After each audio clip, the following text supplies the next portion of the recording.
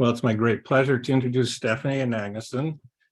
She has a unique perspective that is very timely, and that's because of her background and her position. She's the Director of Water and Natural Resources for Madera County, where she serves as the GSA manager for over 215,000 acres, and she's the flood control manager. So those two jobs that she has gives her a unique perspective on LunchMAR and the problems and the promise of it. She worked on the board of a mutual water company in the past and for a water retail agency, and was a state water contractor before coming to Madera County. She also is, through her positions, is trying to come up with a system for incentivizing recharge through some kind of financial credits. And that's a very timely topic. A number of us have talked about it being essential to widespread incentivization of LunchMAR or other recharge initiatives. So Stephanie, the floor is yours. Well, thank you, Graham. Thank you, Megan. I'm going to go ahead and share my screen. Hold on one second.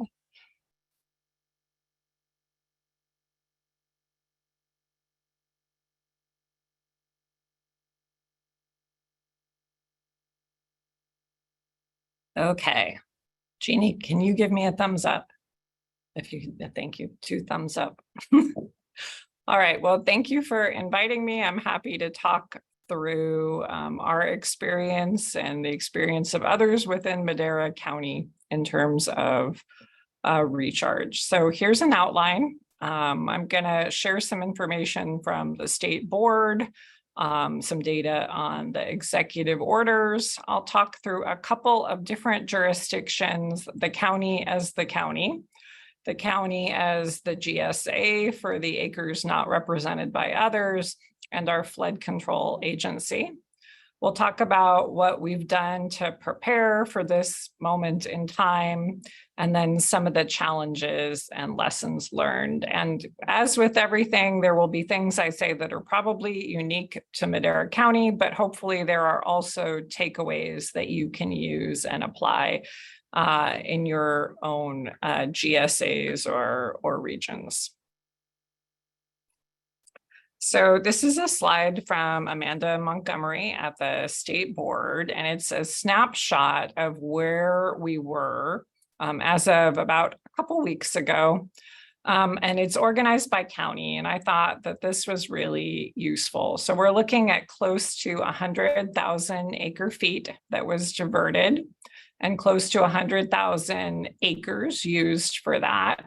But Madera does have a very high number of reports to the state board of recharge activities, as well as diverted acre feet. So I'm going to talk through what I think some of the reasons for that are.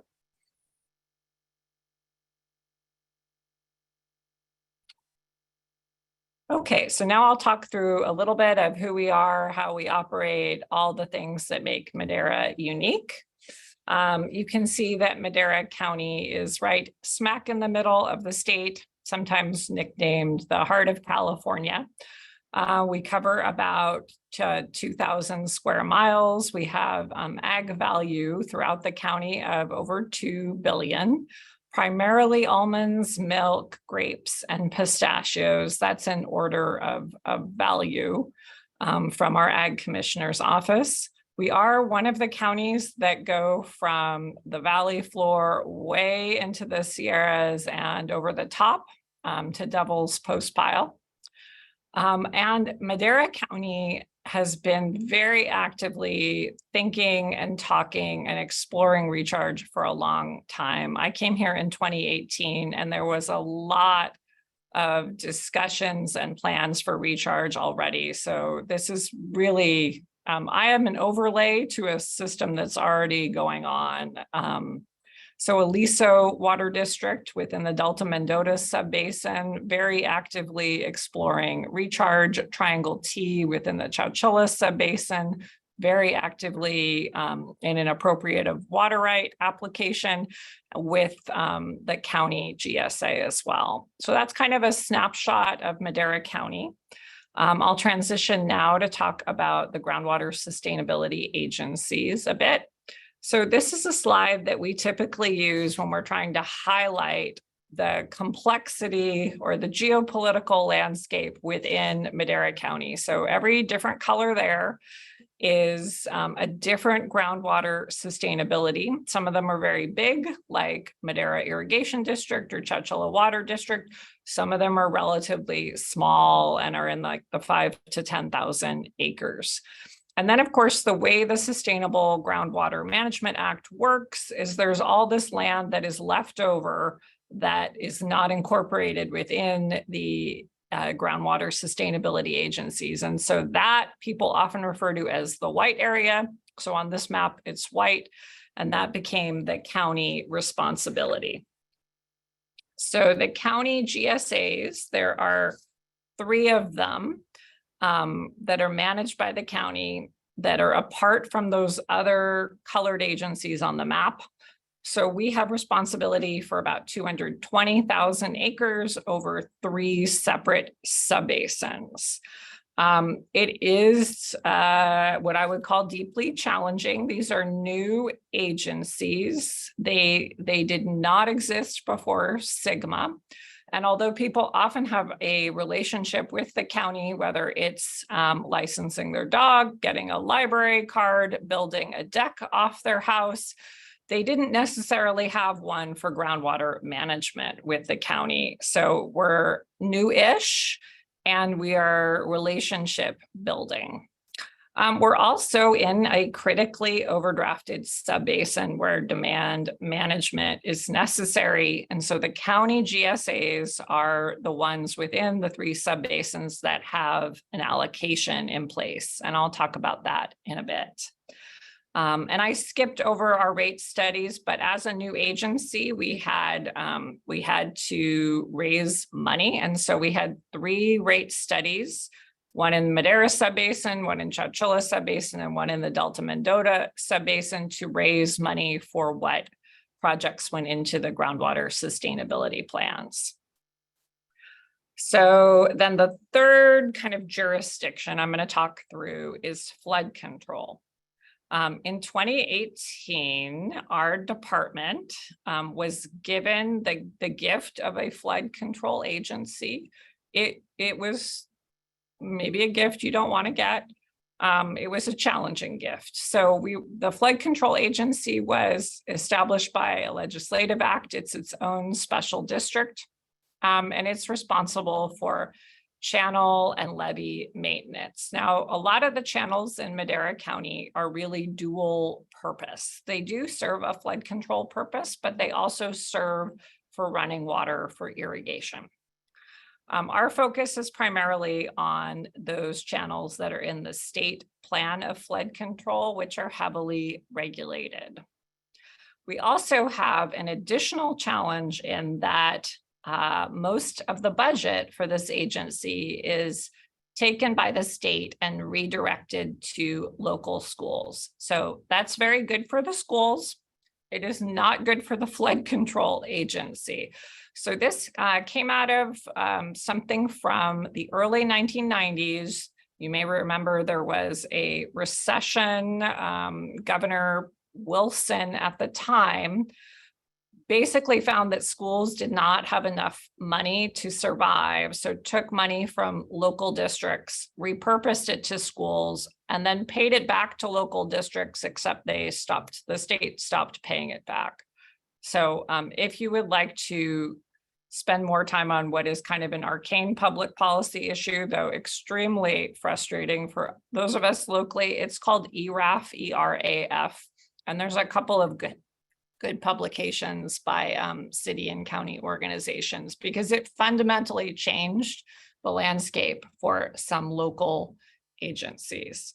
So because most of the budget in flood control is taken away, we are reliant on grants. And of course, grants kind of come and go. So you might have a lot of money for something very specific, and then that money might go away. Most of our challenges in flood control are not one-time capital improvement projects. It is the ongoing maintenance of making flood control possible. And so I'll show you some slides of what that means. But again, this is a deeply challenging work with not a lot of staff, currently no staff, not a lot of budget. There are regulatory hurdles with flood control that are completely separate than Sigma rules. And then of course, the budget piece I mentioned. So this gives you a little snapshot of some of the complexities. So you can see our 3 reservoirs within the county, Eastman and Hensley, and then Millerton. Then all of those reservoirs drain to this, which is called the East Side Chowchilla Bypass. It's a bypass channel of the San Joaquin River. It's used during times of flood. That's really all it's used, and everything drains into this or into the San Joaquin River itself. Oddly, the bypass itself is the jurisdiction of another flood control agency, the Lower San Joaquin Levee District, and we spend a lot of time coordinating with them, making sure that the flood control agencies are talking to each other within the county. So here is one of our challenges. This is a photo Jeannie Haben, our deputy director, took last week, and the majority of that plant you see there is lovely arundo, which of course was intentionally introduced for bank stabilization and then runs amok throughout the entire state. It doesn't matter where you are. You can probably find some arundo. It uses a ton of water. It grows really fast. It enjoys being burned. It's just, that's how invasive plants are. The more you abuse them, the faster they grow. So it has to be removed in very strategic ways. And we've been pretty good about getting grants to do that work. But it comes back. So it needs regular maintenance. I just wanted to show a couple slides from different partners. This is from a slide taken from Chowchilla Water District of the Ash Slough during the winter and early spring events where we had a lot of water heading down the channels. And you can see this has already taken part of a corral with it. And then this is the side of a bridge over the East Side Chowchilla bypass, and it is being undercut by rushing water. So that just gives you a snapshot of the sorts of flood control issues that we have and the lay of the land. So then I would like to talk a little bit about what we have done to prepare for this moment and for recharge. Here's a summary. We work with many different, as flood control, other flood control agencies, as well as the state. We've worked on CDFW, California Department of Fish and Wildlife, 1602 agreements, which are for vegetation, as well as sediment removal. And then the county GSAs, we have a number of different recharge plans, very engaged growers throughout the county in the GSP development process. We've tried to focus on being accessible, but also on getting as many email addresses. So when emergencies occur, we can notify everybody. And we're also have an allocation, and I'll talk about how that that contributes to success. So in terms of flood control coordination, we do have a required emergency action plan. So cities, irrigation, water districts, we're all involved in flood activities to some degree over the winter. In our case, when a flood is declared, the Sheriff's Office of Emergency Services becomes the primary agency, and then we provide additional support or expertise. We do have maps, for example, of where things leak, break, overtop, all of that sort of thing. We also have continuous coordination with the Lower San Joaquin Levee District, the agency responsible for the East Side Chowchilla bypass. And because of that, I think we were able to make sure that we were doing our notifications of the ability to take water under the executive order at about the same time, the date that that executive order came out. So I talked a little bit about the issues with Arundo. Here it is again. We can't actually pass up Arundo slides, but we have removed a lot of it. It comes back if you do not have a maintenance plan. And it is throughout the state. This is not a Madera County problem, but invasive vegetation is throughout the state. We also worked with partners on removing excess sediment from channels.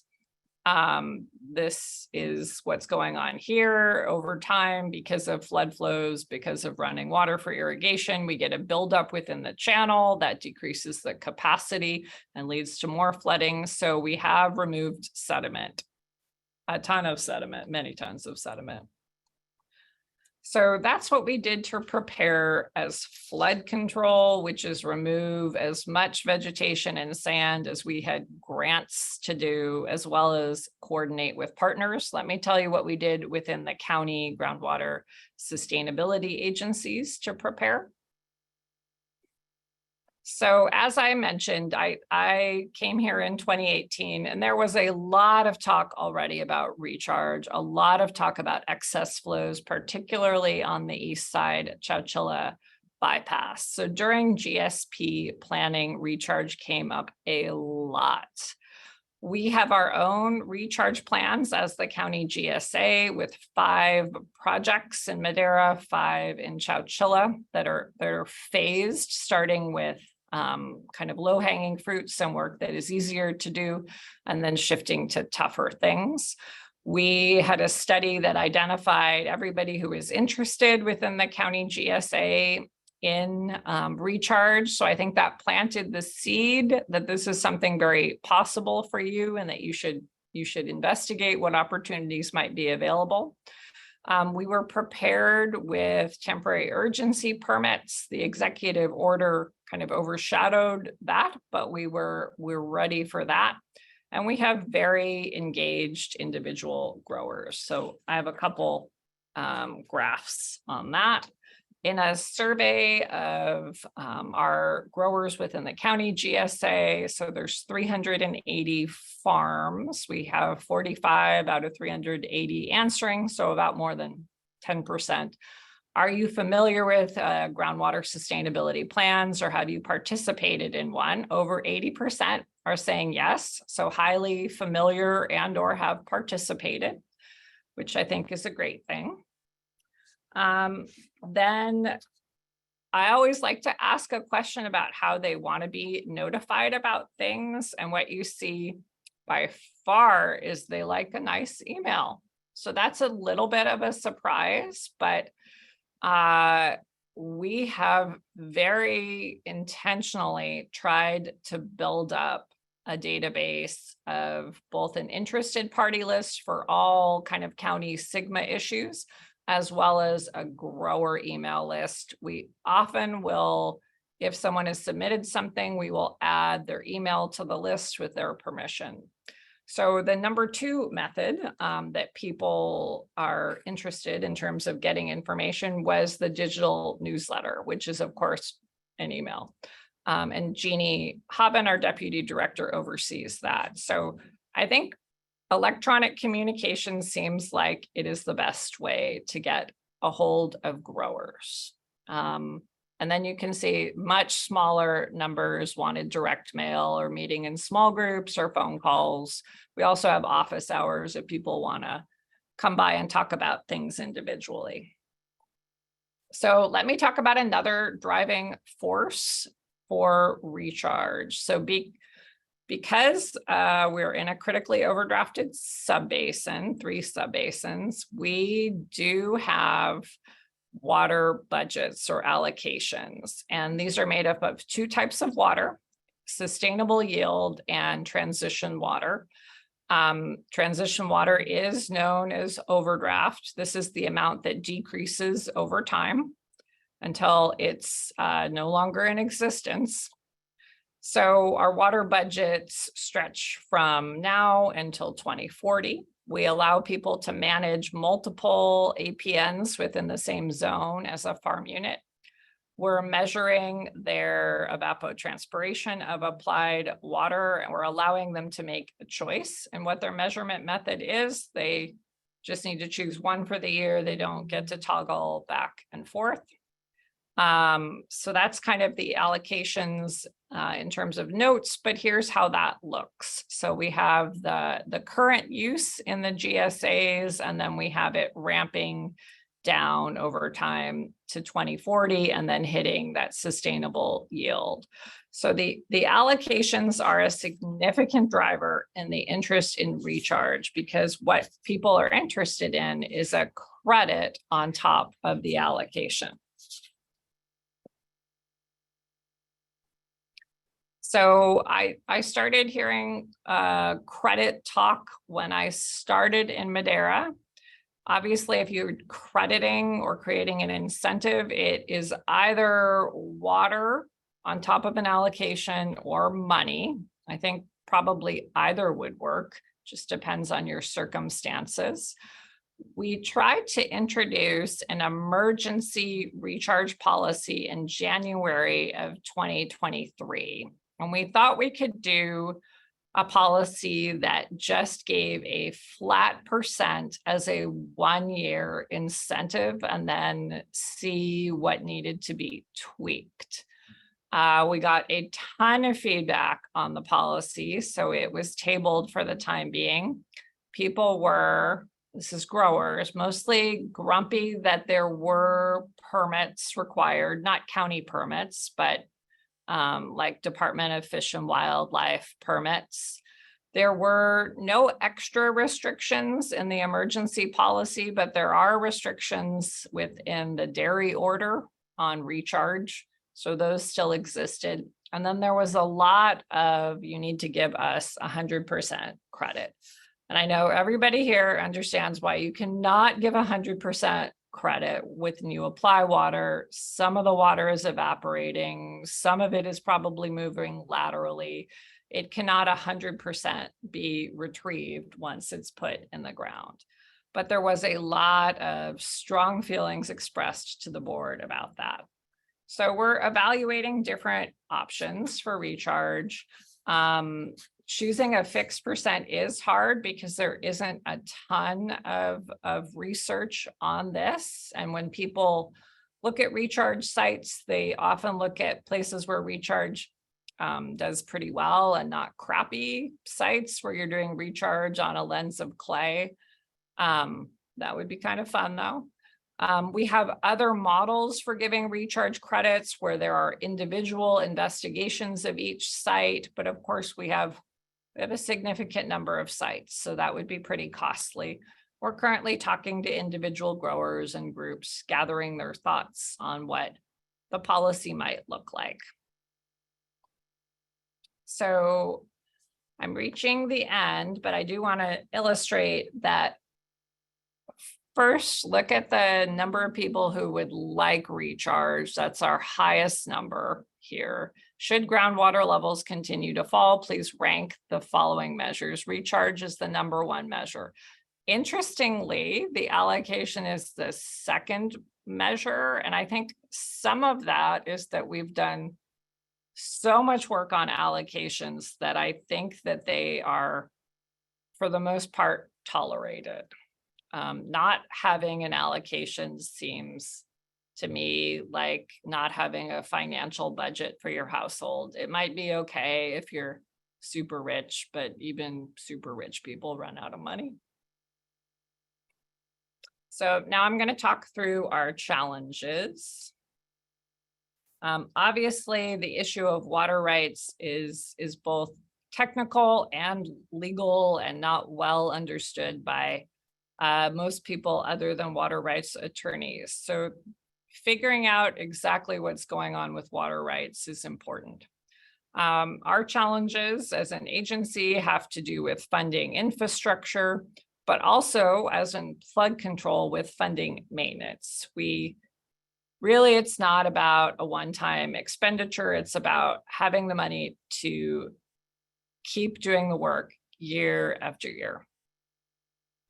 Scale is important, although there was a lot of recharge. There was probably not as much as is needed. So everybody probably throughout the valley needs to be able to scale way up. We talked about sedimentation and vegetation removal. All of those contribute to less capacity within our waterways to run water and to provide flood control benefits.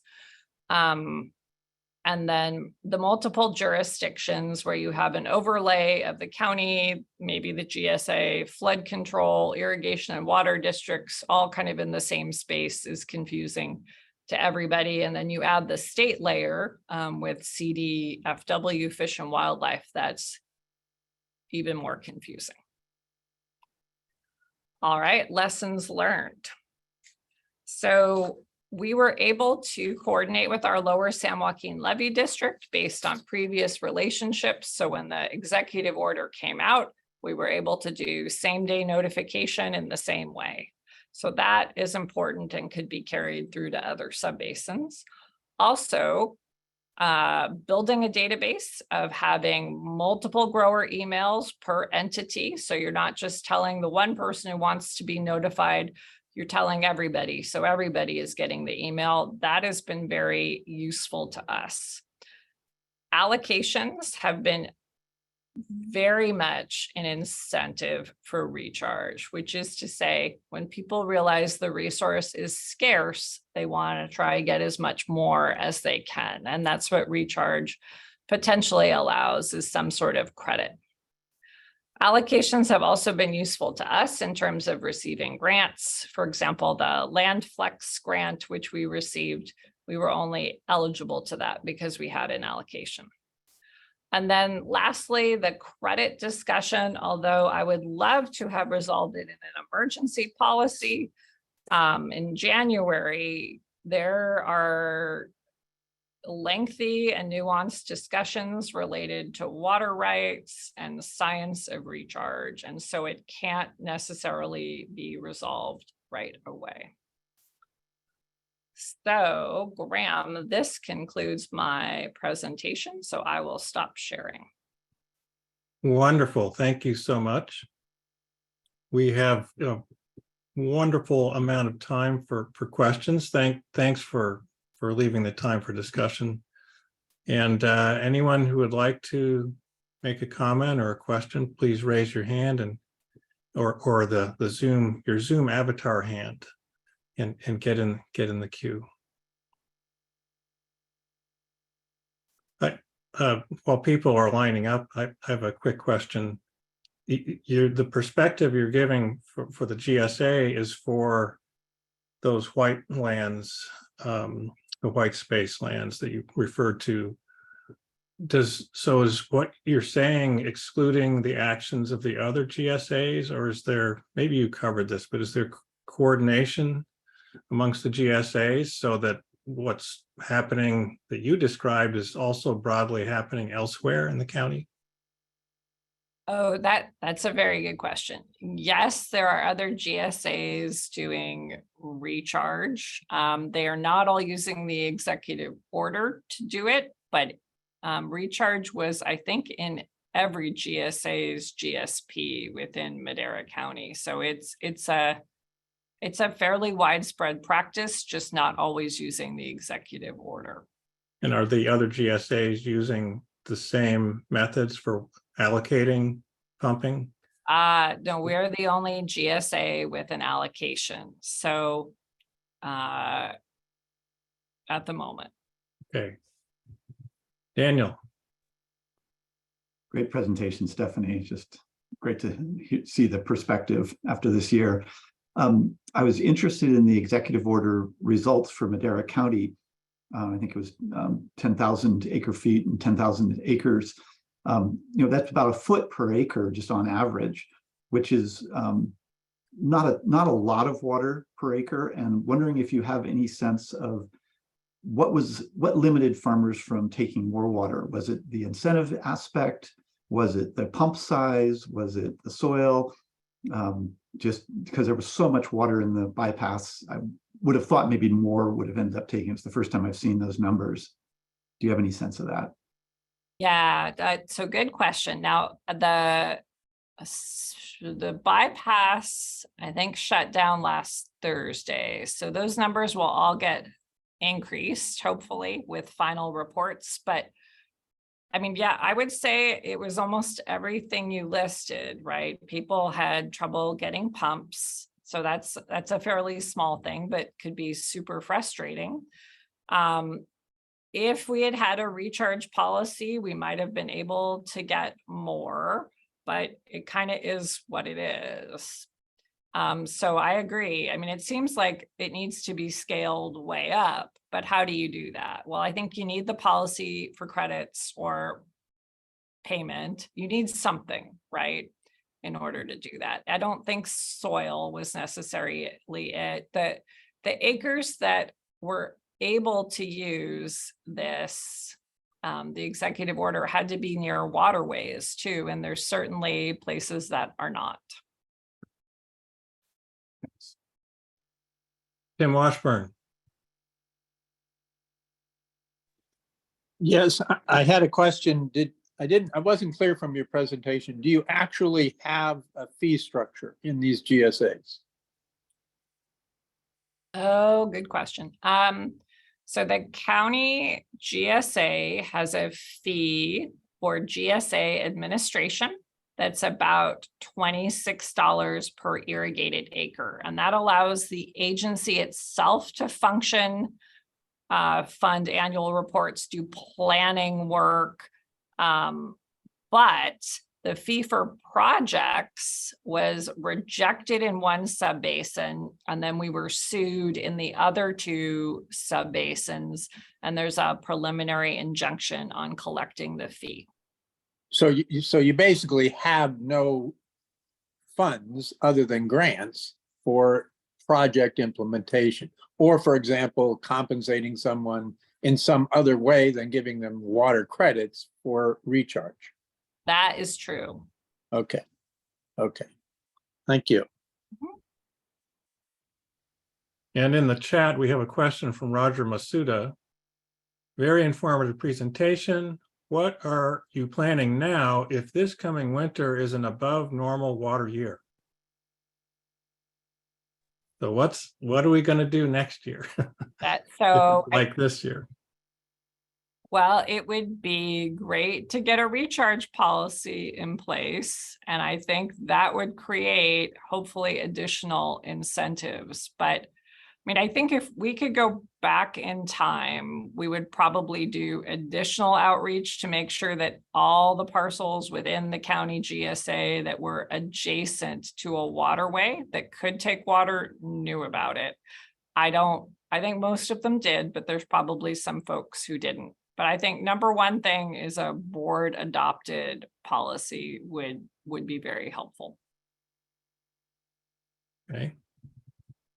And anything else that you might, given the hindsight from this winter, anything else you can think of that you might do? Well, if we could get all of the Arundo cleared out, if there was a nice time when there's not water in the channels and we could do a bunch of vegetation removal, that would be really, really helpful. Same thing with sediment, but often there's not necessarily a long enough window to do that. And there's certain terms that have to be followed in our permit. Have you discussed or thought of a fee structure not based on acreage, but on estimated amounts of water pumped? And or maybe there's lawsuits against that at this point. But what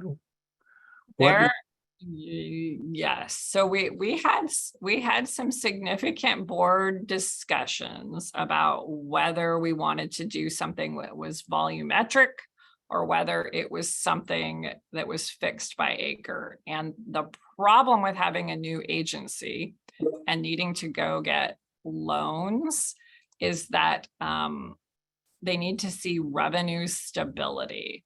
And there's not a lot of revenue stability when you go to a volumetric rate. Certainly 100% volumetric is very frightening to bond financiers. So what the board directed us to do was to get a rate in place that was per acre for several years, and then we would have some stability and be able to transition to a volumetric rate. Okay, thank you. And we have a question from Ashley Boren and Aisha. Hi, nice to see you here, Stephanie and everyone. I just had a question. So from what I understand, the growers that did take water in the white areas, they had no incentive, right? That was based on any kind of allocation credit or financial. So I'm just wondering, did you hear from any of the growers about their reasoning for taking water? They anticipate getting some sort of a credit because of the crediting discussions over the past 5, 6, 7 years. Oh, so they're expecting some kind of like retroactive credit? Yeah. Okay. Okay, thank you. And what are the odds that that will happen, Stephanie? I think it's likely that the board will adopt a recharge policy that's retroactive to January. I mean, we have the same sorts of challenges many people do in public meetings, which is to say, sometimes people show up and they're very loud, and it seems like they represent like 200 people, but maybe they're just loud. Right. Maybe it's just one loud voice. And so sometimes when we get a couple of those folks showing up, it seems like everybody is against something, even if it's like a couple of people. So, I mean, that'll really be our challenge bringing a policy forward, is to get something that there is some buy-in, that maybe it's not perfect and everything you want, but maybe it's good enough. Mm-hmm. We have another question in the chat. Wendy Rash is asking, was there recharge going on in the white areas prior to the executive order? How did the amount recharged prior to the EO compare to the amount recharged through the EO? Oh, that's a good question. I don't know. I mean, there has always been water removed in flood situations to go in the ground, right? It's just, the difference with Sigma is that people want a credit for it or want to be incentivized. But there's always been, let's take water off whatever channel now because we're about to flood. So I just don't know what that was. It exists kind of on its own without being monitored. And Roger Masuda has another statement or question. What could the governor and state agencies do to facilitate diversions for groundwater recharged? Asked another way, is what federal or state regulations inhibited diversions for groundwater recharge of last December to March? For example, the EO did not allow for groundwater credits. I suppose it did not say you could not have credits, but it didn't lay out a policy for that, I guess. I think that's fair. I think it left it up to the GSA if they were giving credits and what that percent might be. I mean, I think from our perspective, our biggest hurdle has been CDFW and the ability to touch a stream or not touch a stream. Mm-hmm. It has taken 6 or 7 years to get an agreement to remove vegetation from flood control channels. Mm-hmm. And that is pretty problematic. Mm-hmm. And quickly, how are they estimating the amount of water diverted for recharge? I think that's all based on meter reads. From some kind of pumping setup, the pumping diversion itself with a meter on the pump pipe. Okay. Yeah. Tim Washburn has Yeah, his hand. that gets at my question, Graham. What is the actual cost of the recharge in terms of, well, any cost that any landowner would bear? I guess they have some pumping costs. Does it cause any adjustment to their cropping? I mean, does this cost them very much to do this? So that's a good question. And I do think that gets at a misconception, though, not by you. And renting a pump is expensive. That is not something everybody can necessarily get. And fueling the pump is expensive. If it's not connected to electricity. So, I mean, there are maybe tens of thousands of dollars here that they're spending and hoping for a credit. I mean, if they can't get a credit, they're doing the right thing, but it would be nice to be able to give them an incentive. I mean, I think the incentive piece is really key to recharge because So of let me understand. So the existing irrigation infrastructure isn't adequate for recharge. You have to add pumps, or you have to beef up the infrastructure in order to get more water onto the prior. Is that the idea, as opposed to just using your irrigation infrastructure and turning it on in the winter? Well, and keeping in mind, we represent the white area, right? So there isn't really irrigation infrastructure. I see. So your folks Mhm. are not irrigators, surface water irrigators. They're groundwater pumpers, and they don't have access to surface water. So if they want to put surface water on the property, that's when you have to go get rental pumps or other infrastructure to make that happen. Yes, although there are 100 different variations of who has access to what and is located where. So it isn't quite that clear cut, but yeah, you definitely get the idea. Okay, thank you.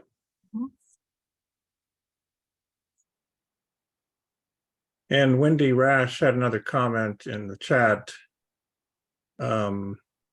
She states management time by the farmer is also a cost that can be significant. Yeah, good point. Yeah.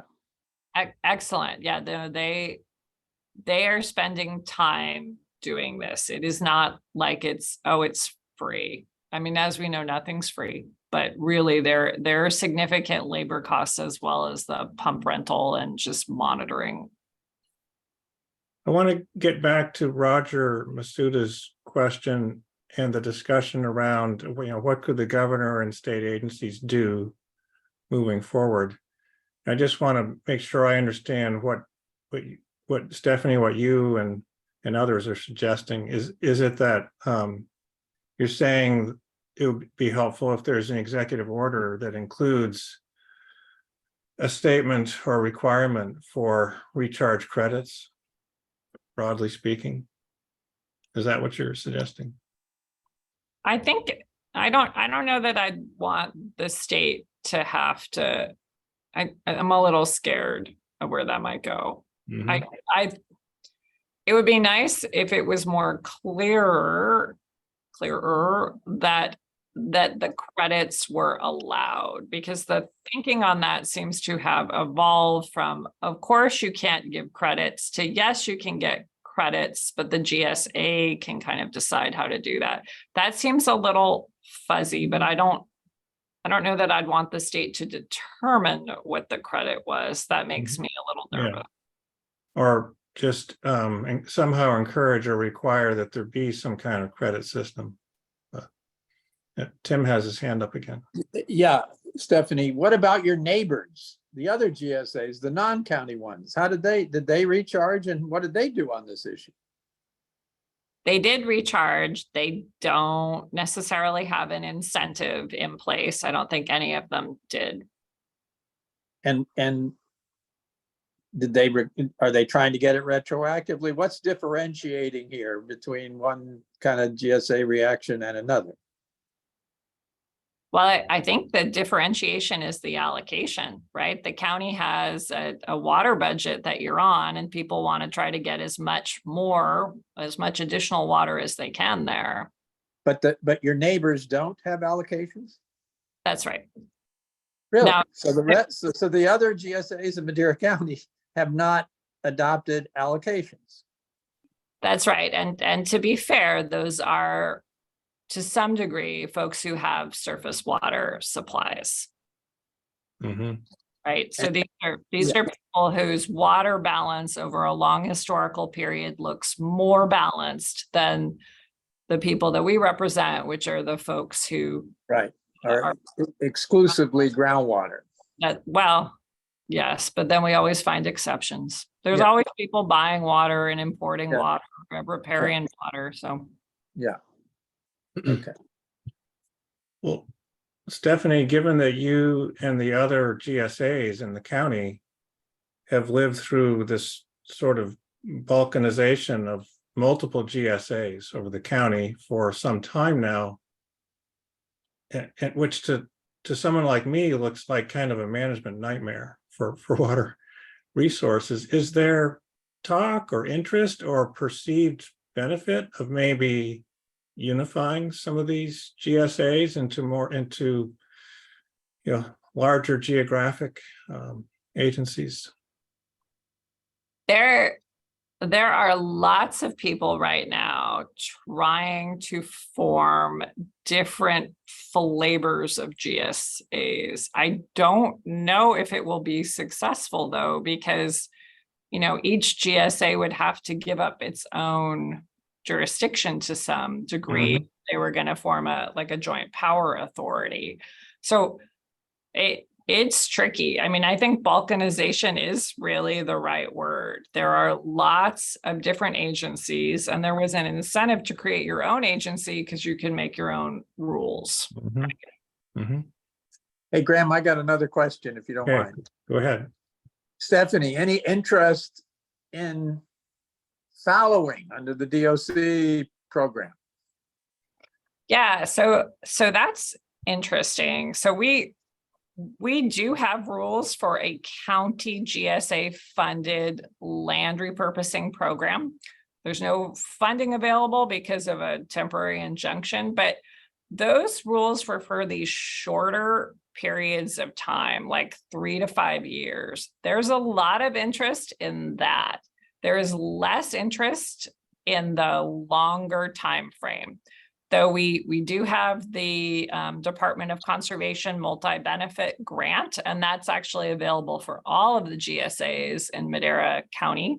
So we'll see what that looks like. It's going through its kind of public process now and has to develop a plan. We also were a recipient of DWR's Land Flex funds, Yeah, right. which were pretty restrictive and did not have as much interest as elsewhere. And primarily that was because you were basically giving up your transition water if you're in that program. You're giving up the overdraft, you're going right to sustainable yield.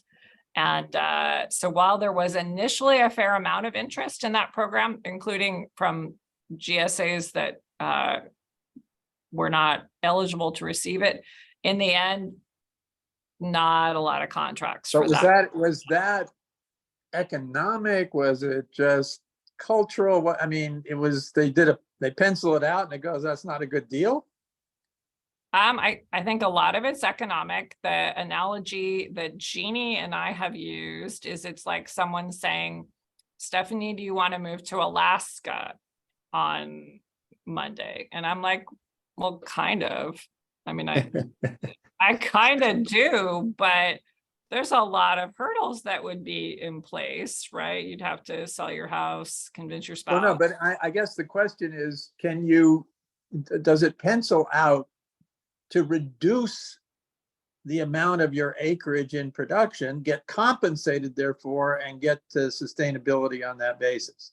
As long as the penciling out says, I'll be compensated. I won't be producing as much, but I won't be suffering economically because they're giving me enough money. So I don't think Land Flex, though, and I agree with Jack Rice, who says Land Flex did not pencil. I would say this too. People are within the county GSAs taking land out of active production within their farm unit. So they're already doing that to stay within the allocation. but they're using the water that's associated with that land on the remaining acres within Yeah. the farm unit. Oh, I see. They're Yeah, doing well, that's that. okay. Yeah. I mean, that's an okay way to get to sustainability. The question is, you know, are you penalized for having an allocation because now nobody's going to pay you to do it because you're already required, or, you know, are they good candidates for, you know, these programs that would suggest, okay, you can get to sustainability, but it's not, you know, you're going to get paid to get to sustainability instead of forced to get to sustainability. Yeah, so I would say LandFlex was kind of, I don't know if it was called a pilot, but that set of rules will probably get tweaked somewhat, but it did seem like it penciled elsewhere in the valley. It was just here, it didn't seem. Okay. I think those funds are all used up. They were just used Yeah, by, there wasn't a lot of them. I mean, as much as was needed, that's for sure. We're Yeah. running out of time, but I just want to restate one other comment by Roger Masuda. There's probably not time to discuss it, although I'd love to. He said, State Water Board staff said that you could not grant any credits. I'm not sure what the full context of that is, but if Roger wants to come on and clarify, that would be good. What that was in the context of a webinar put on by DWR and State Board on what the executive order said.